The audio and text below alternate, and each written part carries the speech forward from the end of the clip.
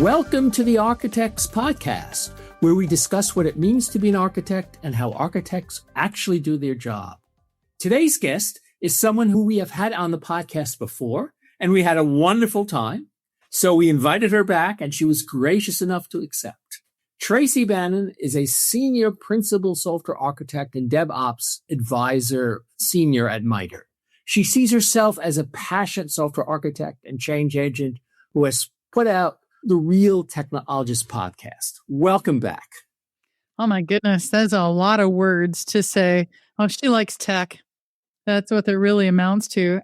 So I've added another comma, but it's an experience comma, not a credential. It's that I have been the primary investigator for our corporation for how you apply AI to the software development lifecycle. So imagine how that knits in nicely when we talk about architecture. Like, oh my goodness, so fun, so cool. It's been awesome to do that. Well, welcome back.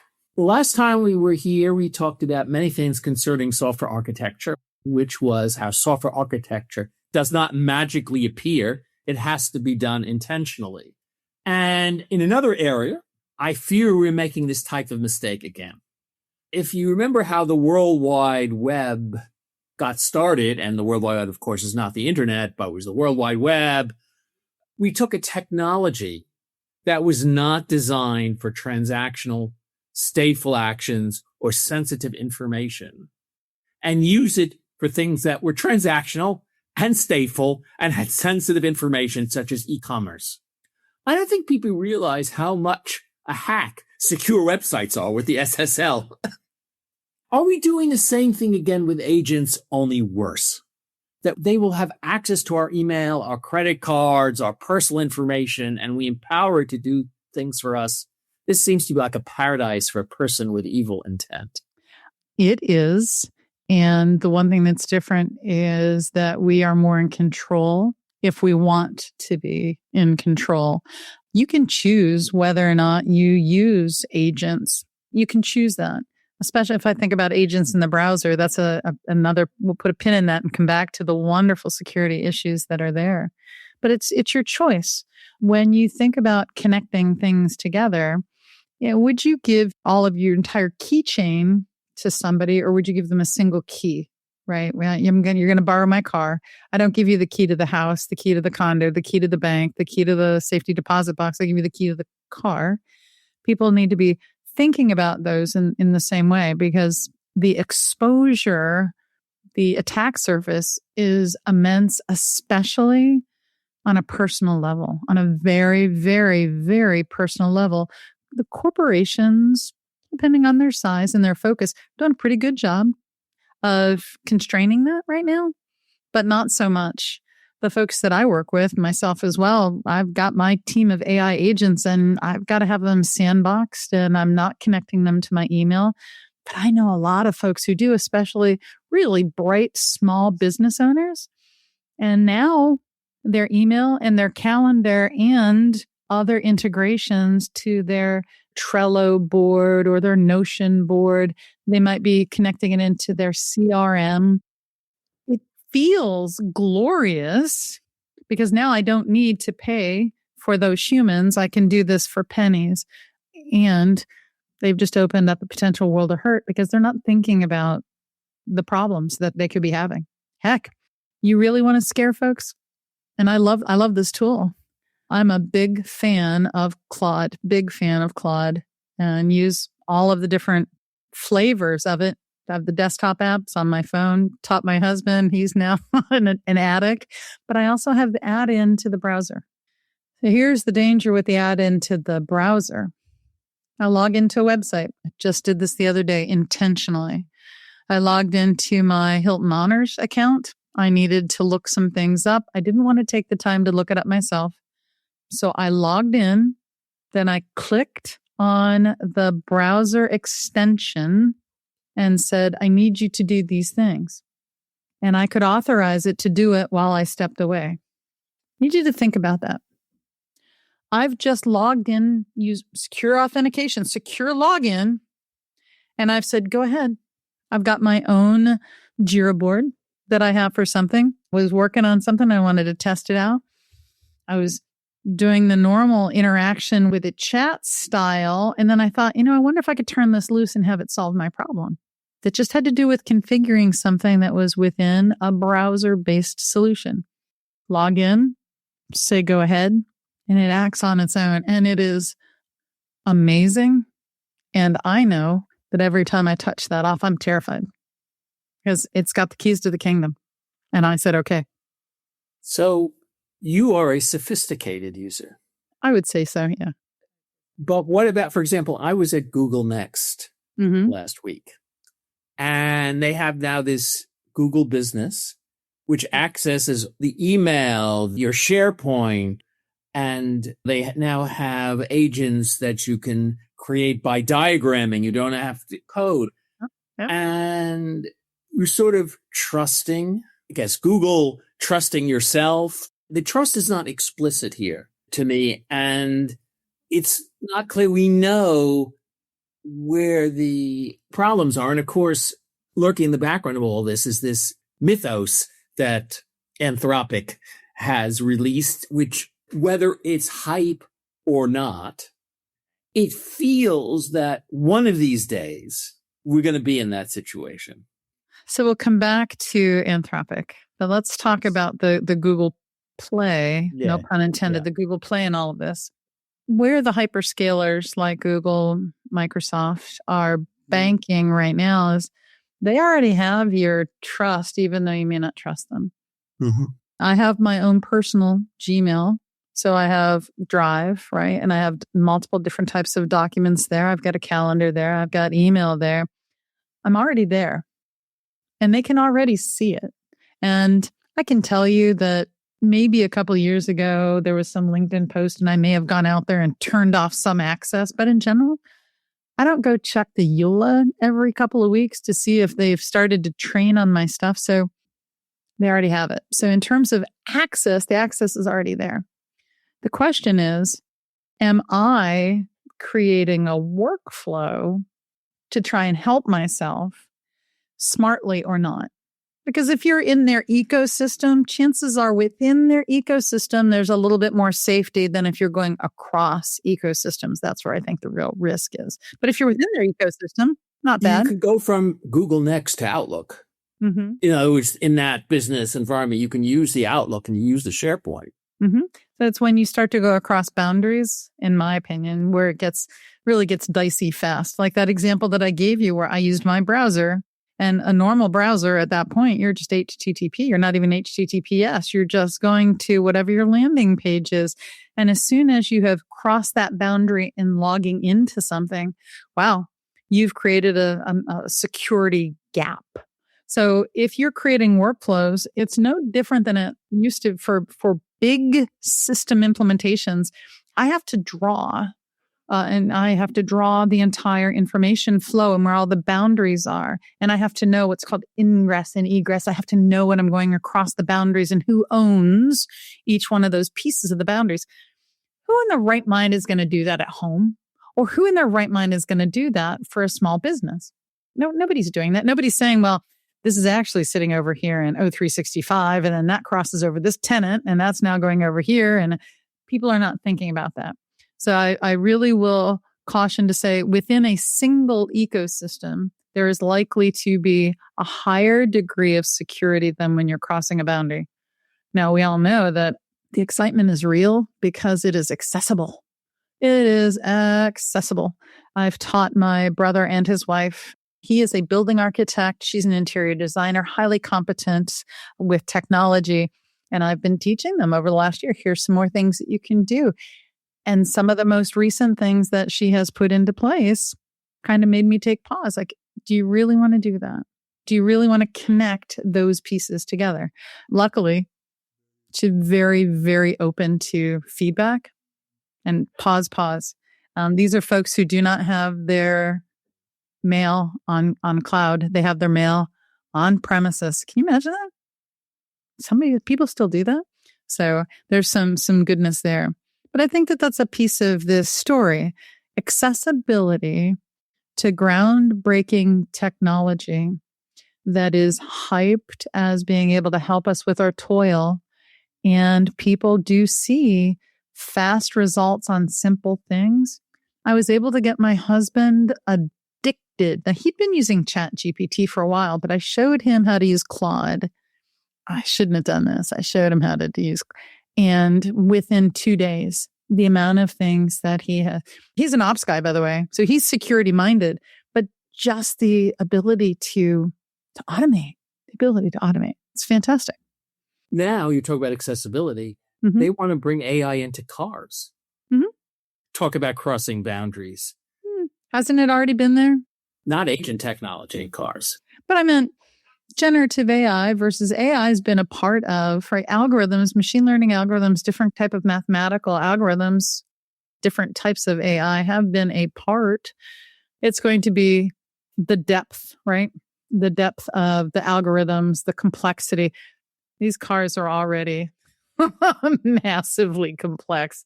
Just sprinkle some AI on it. So. Well, I think, for example, GM, I think, has chosen Gemini to bring into the car.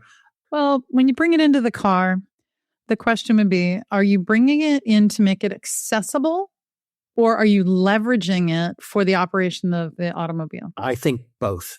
The second one would be more of a concern, especially if we're talking about what I call mission critical, those things that save your life. Don't be tying me to somebody outsourced language model if you're trying to save my life. Thank you very much. But for usability, I think I've told you my stories that I go to Washington, D.C. Tuesdays and Wednesdays of every week. I go down on Tuesday and I stay overnight and come back on Wednesday night. And I talk to AI on the drive down. I don't on the way back, because by the time I'm done at the Pentagon, my brain is mush. I need to decompress. But on the way there, thinking of new ideas and contemplating things I want my teams to do, or just exploring different things. And I'm talking to AI. It's connected to my Bluetooth through my phone. I'm talking to it. Now, if I could say to it, and I haven't tried this, maybe I'll try this tonight. Got to do some shopping. Have it make an order for me of some sort, or have it do a transaction on my behalf. In general, I have not had my agents take transactions, financial transactions on my behalf. I have not done that at all. But that might be kind of cool to see if I could have it do something for me while I was driving. Maybe order my pizza. I just verbally ordered the pizza and it shows up and it's already been paid for. I don't know if you remember the movie WALL-E. Yes. Where all the people were just stayed in their chairs. And everything was delivered to them. That's actually part of our family's lexicon, is when we talk about WALL-E, we talk about being in your WALL-E chair. And there was recently, I think Toyota recently made a really nifty wheelchair or mobility scooter. Looks like the WALL-E chair was the problem. As soon as I saw it, I'm like, nope, I don't care how good it is. Nope, not doing it. There's so much to talk about with agents, with agentics. I want to go back to the tools themselves. The browser piece, it seems easy. A lot of people are not using those extensions on the browser. What they're doing is they're going to a website, they're going to a chat interface, right? And that's how they're using it. And at first we were hearing, you're going to have agents in your browser. It's the downloadable applications that I think should start to scare people a little bit more, because it looks like the chat interface, but you click another tab and then you say, okay, we're going to co-work. May I have access to your file system? Well, sure, if you're going to help me. Hey, can you crawl my local server? Can you crawl my server and index all my files for me? Those are real things that people are using these tools for right now. Things that they couldn't get done themselves. Oh, hell, I got 10 years, 15 years worth of Google Docs that I'm this shy of turning an agent loose on, but that's cloud-based. But imagine people are doing that on their local machines, where you more likely have very private things in your home. Yeah, go ahead and open up that app, because it is crazy, sexy, fast, and cool.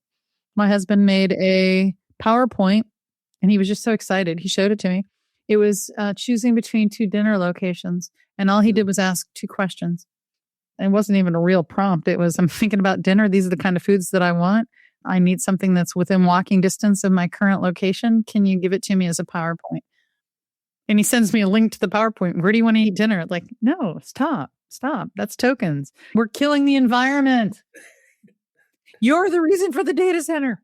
That's the funny thing about tokens. I was talking to somebody the other day and they said, maybe we will still hire junior engineers because they're cheaper than all the tokens we need to do their job. Although we're doing some smart stuff to reduce token count.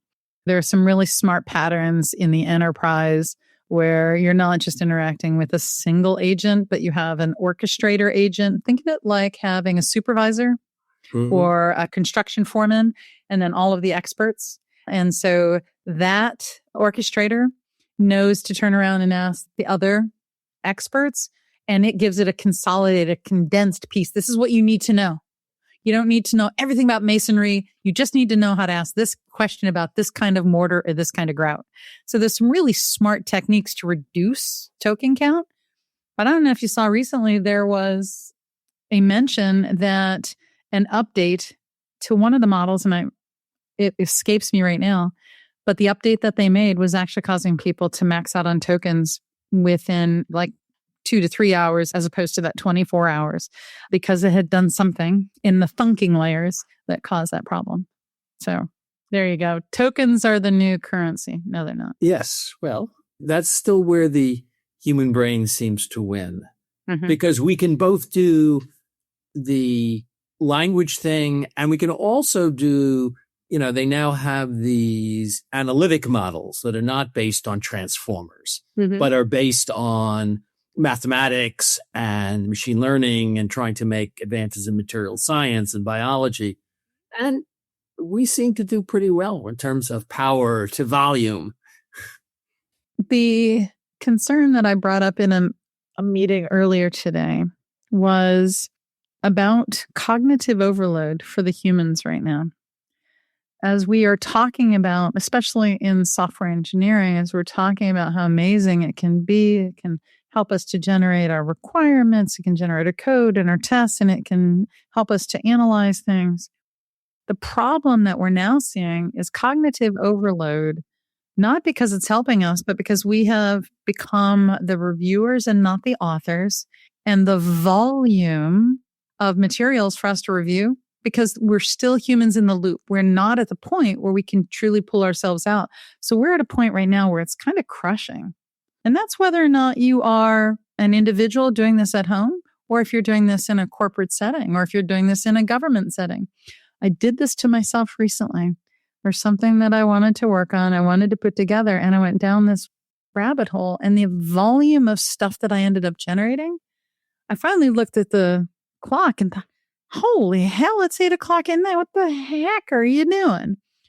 The amount of things that it had generated, I was using a combination of enterprise version of Perplexity in research mode, and I was having it go out and find academic things that were matching to industry, and it was volumes and volumes and volumes of amazingness. There's no way for me to get through it. It was more than I could manage to get through, and I didn't want to hand it off to AI to actually analyze the research that I had the AI pull back. So it can become a really vicious, strange cycle, to be honest. So, because the first couple of times you invoke something, you get something magical back. I don't care what it is. You had it make a book of chicken jokes. I don't care what it is. The first time that you do it, the length is awesome, right? That's just great. It's just awesome.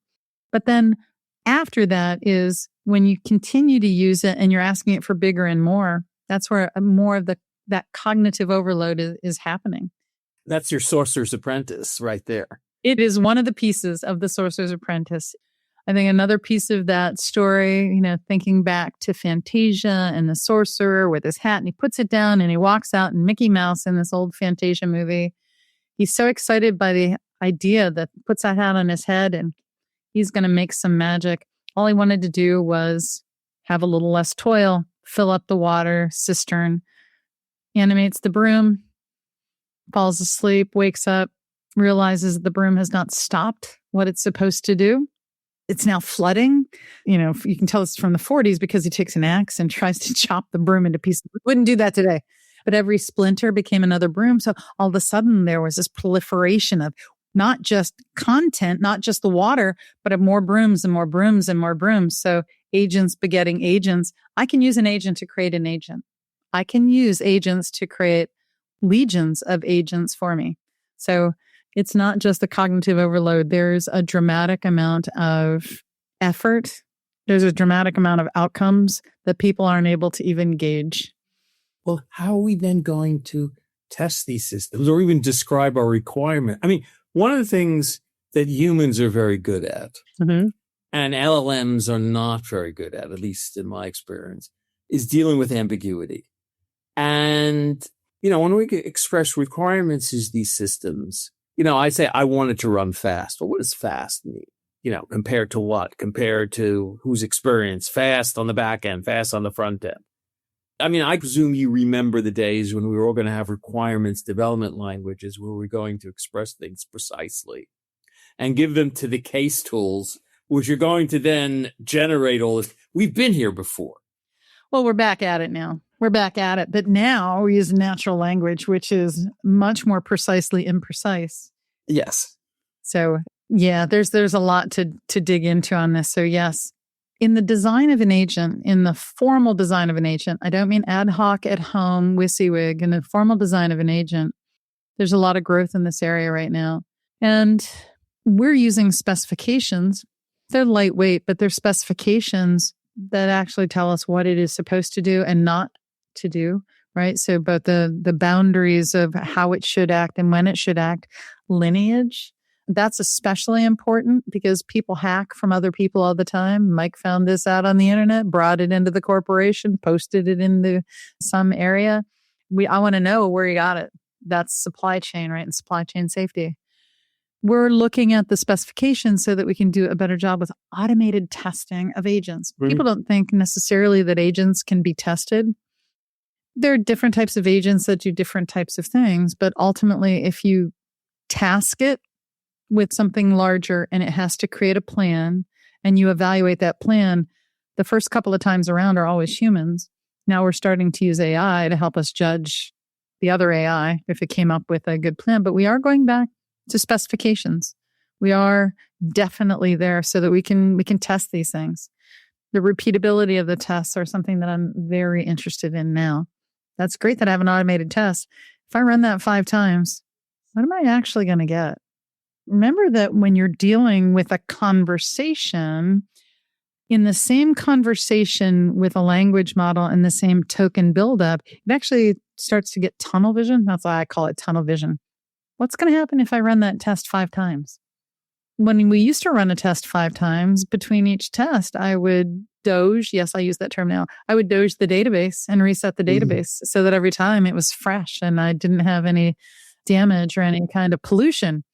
How do you do that now? What the hell do I doge? I doge my token count? I don't know, because that's not real.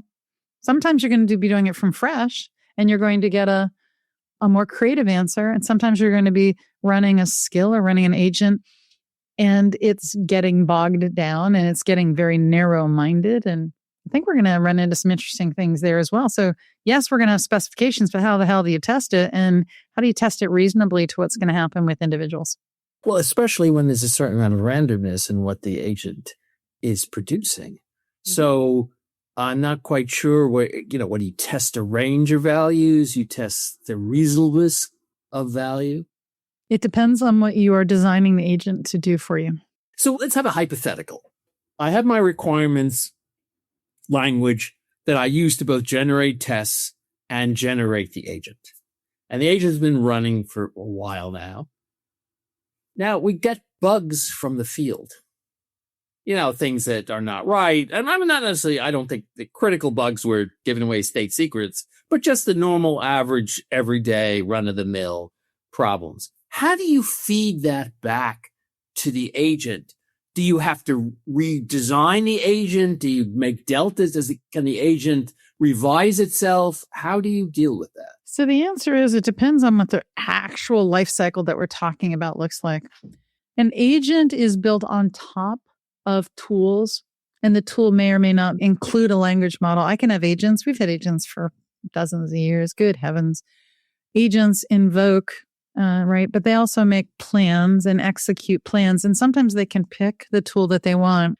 You don't train an agent in the same way that you train a language model. You put additional scaffolding to the extent possible in the instantiation of the agent, because agents aren't permanent. You spin an agent up, you have it for an execution. Ultimately, if it is working with a single language model, it will run out of tokens, so that there's a newness to each execution of an agent or each session with an agent. So let's say that I leverage AI. I have agents that I'm using. Let's say I'm using Claude. I have Claude code established within my IDE. I'm using visual code.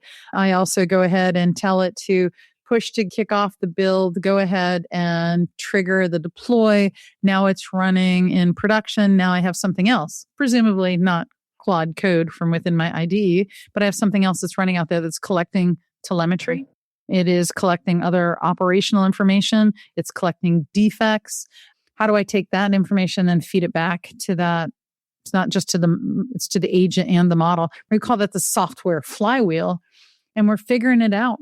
We're figuring that piece of it out. There are systems. We use machine learning right now to take information from production environments and feed it backwards. It's how do we make this truly self-healing?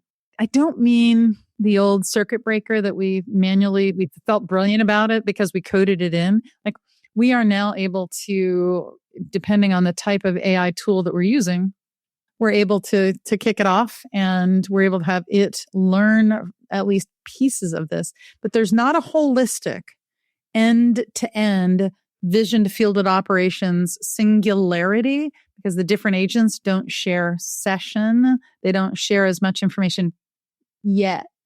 Where we are today, come back in 6 to 8 months. I'm excited and terrified at what we're going to see in 6 to 8 months. So you're telling me what the software lifecycle looks like is unclear. What the traditional software lifecycle looks like is clear. How we enable agents in the future, whether they are acting as personas or whether it is optimized differently, is unseen. We're trying to figure that out. I'm sure there are other researchers who are doing different areas of this. Remember, the software development lifecycle is optimized for humans. Why do we have Agile? It's optimized for humans. It's based on human frailty. If I can regenerate the entire code base anytime I want to from scratch, does that follow the old SDLC? Well, no, it doesn't. But remember, one of the key aspects, and I'm nerd-splaining, nothing you don't already know, testability means repeatability, means auditability. So the way that things are working now that I just generate new, well, now those tests that I have never run against that exact thing. Do I now need new tests? So every time I generate, I'm going to generate new code and then generate new tests.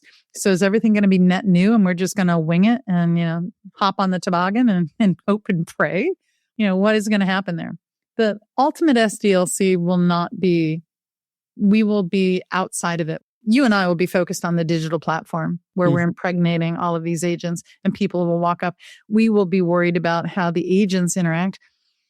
One of the dramatic changes on the horizon is not writing skills, not writing capabilities, not automating based on a persona, based on that's a developer and a developer does this task. And then after the developer does this task, then it goes over the fence to this person. And then that goes. So we're still designing and leveraging AI as though those agents take on human personas as opposed to what the future agent personas look like.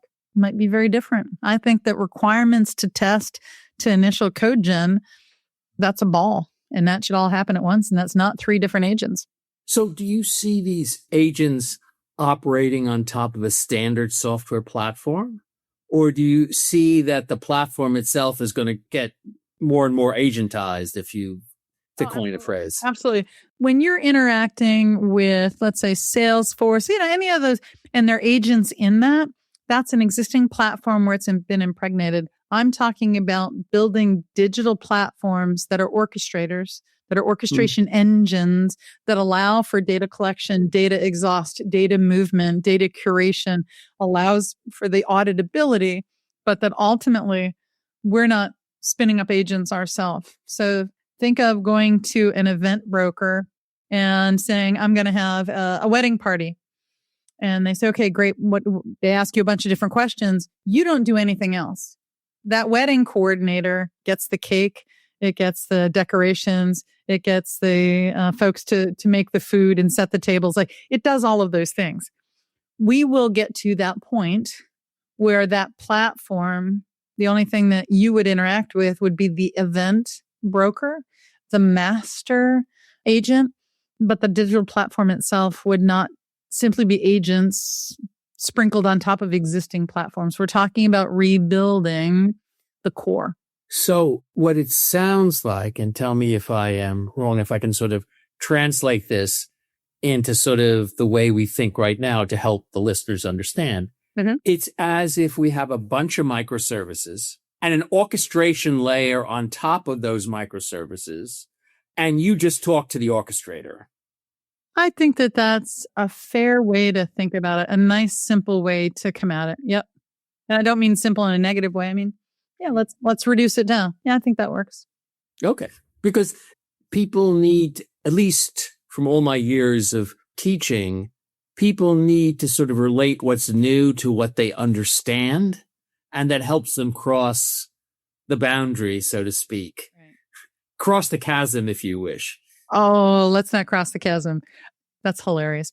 The difference with the microservice analogy is how atomic the microservice capabilities are when we think about it. And yes, I know a microservice is not just a RESTful service. We can have a fair amount of things that are executed in that invocation.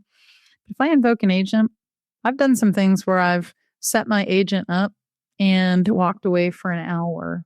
And so that's not a single invocation. That's not a single ping. That's talk about a chatty interface. Remember when we used to be very concerned about how chatty it was? And yes. Yeah. We've thrown chatty right out the window. We don't care, apparently. So are you worried about the future when it comes to agents, when it comes to automations, when it comes to outsourcing our brains? Let me answer that from 2 points of view. One, I'll probably be dead by the time this becomes a disaster. So... Are you kicking off soon? Well, when I really care about it. I mean, okay, all right. I suppose if someone hacks the nursing home that I'm in, that could be problematic, but I'm not dealing with this on a day-to-day basis. So my fears revolve around the societal costs. For example, I've had people on the podcast who build platforms. Platforms are about security, stability, scalability. Let's say you're a credit card company. You know, you have to make certain security guarantees to your partners and the people who use your product. How do you continue to make these guarantees in this world where you are ostensibly not completely in control? I won't go down the rabbit hole of the promises that a corporation would need to make. I will talk a little bit about the impact on us as a society overall. A very good friend of mine, best friend other than my husband, is a professor, has her PhD in macro social work. And I've been working with her on a think tank. And what we're focused on is if you're applying AI to graduate level studies, what happens to the practitioner? What do they learn? What do they not learn? How does it impact how they synthesize information? And it's pretty dramatic that if you are not cognizant of the question you're asking and not looking to take ownership of what comes out, that you actually don't retain. So some of my biggest concerns are with retention. There was a recent podcast, and I wish I had tagged it. There's a professor, and he's allowing his students to use, it might have been at the high school level, allowing his students to use AI. But the agreement is that he can drop in and watch your desktop. So he drops in on one student in particular, student finishes what they're doing, and then they went off to do other homework. And this professor or teacher watches them do their other homework. And they put in the question, they prompted it very well. Then they told it, add some spelling mistakes so it looks more like a human wrote it. Kid takes it and submits it. After observing this, The teacher simply asked the student, what was the question that you were answering? Could not recall, did not know the question that they were answering. That's what my big concern is for society. We already are outsourcing. We're already doom scrolling. We already have algorithms. Those who are in control of the frontier models are the ones making decisions on the data that's being used for the frontier models, right? They've gone out and if it wasn't available for free, they bought it. And there have been decisions made to say that's fringe information, so we're not going to use it. So I'm worried about the influence of these models and the outsourcing of our thinking more than even the security pieces of it. The security pieces are, it's a concern. It's more the fundamental. This is the Wally chair.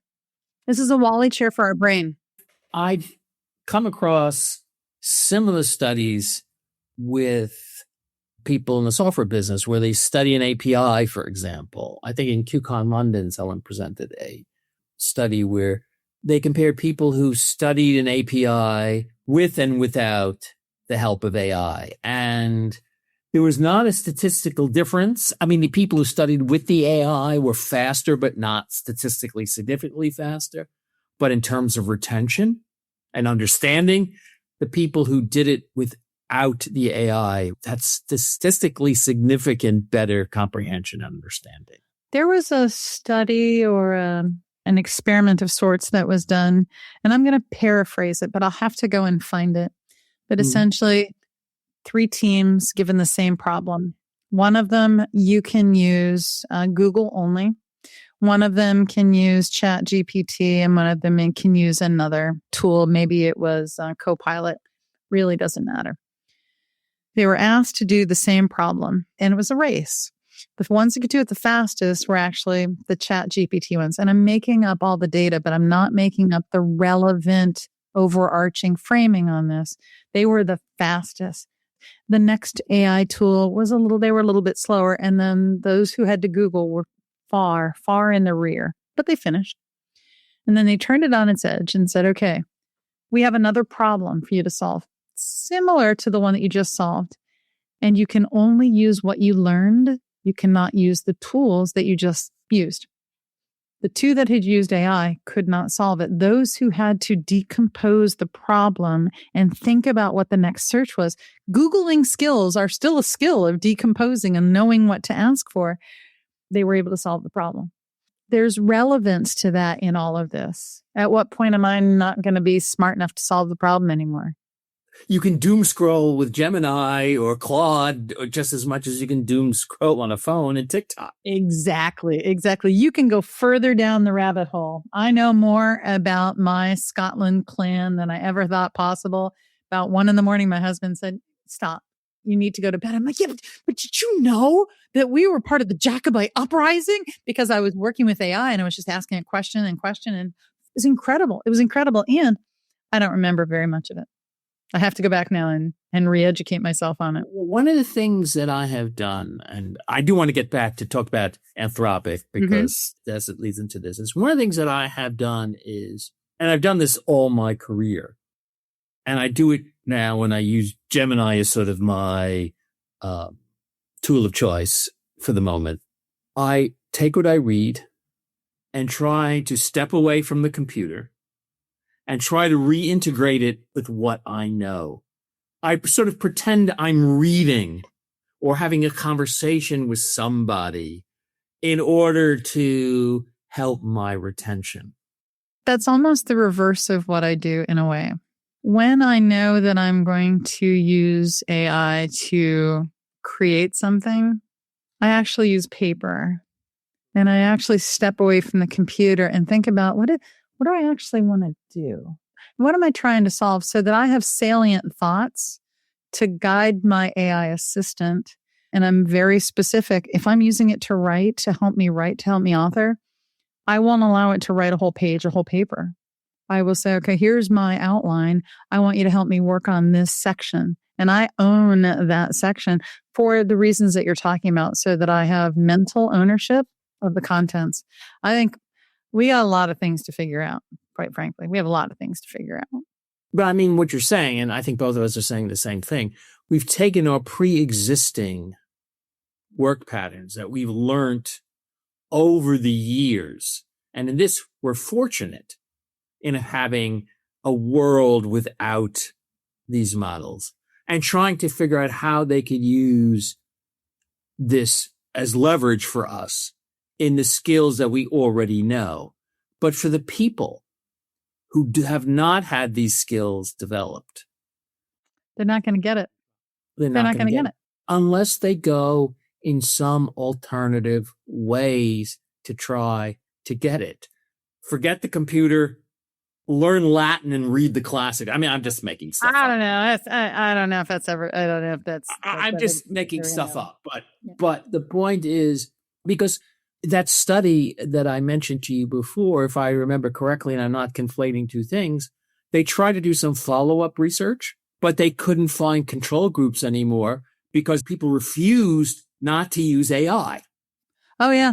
As a matter of fact, the amount of research, if you track back the research is being done, one of the studies that I executed found that 75% of it was being built on top of the Codex models. Like as they were doing research about software engineering using AI as a source of help I tracked it back to the mega models. And that tells you something interesting as well, too. We want to get back to Anthropic. So let's circle on back there. I don't know if it said mythos or mythos. I don't know how it's said. The first gated preview was a little bit of a panic. Yes, it found bugs that nobody had seen before. They said something like major vulnerabilities that had existed for 27 plus years. And then within moments, they said, okay, we got, I think it's Project Glasswing, right? Controlled access, a consortium. And the initial consortium, I don't know if you paid attention to it, the initial consortium, AWS, Apple, Cisco, Google, Microsoft. I'm looking at some notes from a workshop that I gave recently, and one of my staff had done some real deep diving into Mythos. It was able to proactively find and remediate vulnerabilities. Yep. But here's the thing. It wasn't as though this is the first time. Mythos is not apocalyptic, as people there's hype around it. LLMs have been finding zero-day vulnerabilities. ChatGPT-4 could do it. Claude models could already do it. So you can do it. It's how much compute do you have, right? What are you throwing at it? The flagship vulnerabilities were replicated also. The same vulnerabilities that Mythos found were replicated by tiny, cheaper models. So maybe there's a gap of overstating what it can do. Finding bugs, not the same as exploiting them. So Mythos itself appears really weak to be able to convert and make like a stealthy attack out of what it found. So the bottleneck for all of this is always going to be patching when we talk about Mythos, when we talk about the Mytho class of tools. But I think my bigger frustration was that there was a small group that was brought together and they were given access first. And then they added those 12 named partners. Then they added 40 unnamed extended partners. Remember, the first 12 are hyperscalers, hardware and semiconductors, cybersecurity, financial services. Financial services. That was interesting. I like it because they're highly vulnerable. But what wasn't really there on day one for me, as somebody who spends my days trying to make sure that we maintain our status as a sovereign nation, the government wasn't at the table on day one, right? Getting those federal access pathways were a little bit worrisome to me. But it's real that it was a smart thing. Was it as groundbreaking as they say it was? I'm hearing from all my researchers around me that it's amazing, but not as amazing as you think. It's incremental improvement, not as dramatic. And the hype around it was enough to shake up the industry. But the question that the general public will ask, and even the technical people who are part of the general public, is this a harbinger of things to come? And perhaps the Chinese who are willing to put more money and time into finding bugs and automatically exploit them will this be the new Cold War or the war It's not new. Yes, but it's not new. But the question is automated and humans not in the loop. But that's been going on. Mythos is not new for this. Remember that last summer there was a Claude exploit. And you can use these things that are called agent files, and I can upload a single agent file and I can say to act in a certain way. It was given instructions that it executed a lateral security hop first. It went scanning for ports. This was so simple. Like how they executed it was absolutely beautiful. I didn't need Mythos for that. I just needed a window of opportunity and a vulnerability. And the vulnerability opportunity for me was being able to upload a skill, was being able to upload plain text when nobody was looking in order to tell agents that didn't have identity being tracked, didn't have proper security governance on it to be able to behave. I'm telling you that because the bad guys have been using language models for a while, not just starting with Mythos. I think, was it Worm GPT? I'd have to find it. It's in my notes. But it was one of the first versions in 2023 where they took down all the guardrails. And what they said is, we're using this so that we can figure out where the vulnerabilities are. Well, the bad guys are figuring out where the vulnerabilities are just as well as the good guys. Is it representing what's going to happen in the future? It's representing what's happening now. So folks should realize that this already exists. It's already happening. This is not net new. It's just that it's been broadcast publicly now. But I hope you can still sleep tonight, Michael. I can sleep tonight. I know. As I said, there is a famous statement from Shakespeare, and see if you can see where it comes from. I'm going to slightly misquote it. Of all the wondrous things that I have seen and heard, the most wondrous is this, that man should fear death. A necessary end will come when it will come. Eloquent, and I think that is fair. We can't live our lives fearing this. We can be cognizant. My job is to be fearful on behalf of us and to be thinking about it in that way. I do want people to be cognizant in the same way we say, don't share your passwords, don't put your PIN code into that Mac machine when somebody's standing there looking over your shoulder. Like, there are basic security, basic hygiene things that we do. Like, don't play in traffic. There are a couple new hygiene things that we have to add now that we have this, and be cognizant of that. Well, as I said, it's the equivalent of don't play in traffic. All right. I won't play in traffic, Michael. You also want to talk about Agent in the browser a little bit more. Agent in the browser is generally that it's an extension or an add-on, and you authorizing an agent, you authorizing something to stream your inputs and observe what you're doing, but also to take action on your behalf. So as I mentioned earlier, this is a security gap. I can log into, let's say I log into my bank account and I forget and I have that extension open and I click on it to do something. I had to, for some travel, I was messing with it. This was Claude's extension to my browser. I was messing with it and I caught it just in time that it didn't delete one of my reservations for an Airbnb. Because I was consolidating things. I had it going down through. But I had logged in and I had authorized that. I think that agents in the browser will eventually be helpful, but not until we solve the security challenge of authorization and you truly taking responsibility for that authorization. So there's that. As always, it was great talking to you. Always nice talking to you, my friend. This was very informative. I hope it helps people develop a little better understanding of what's coming and what's not coming, and can help to make informed decisions and help think about things better. Thank you very much.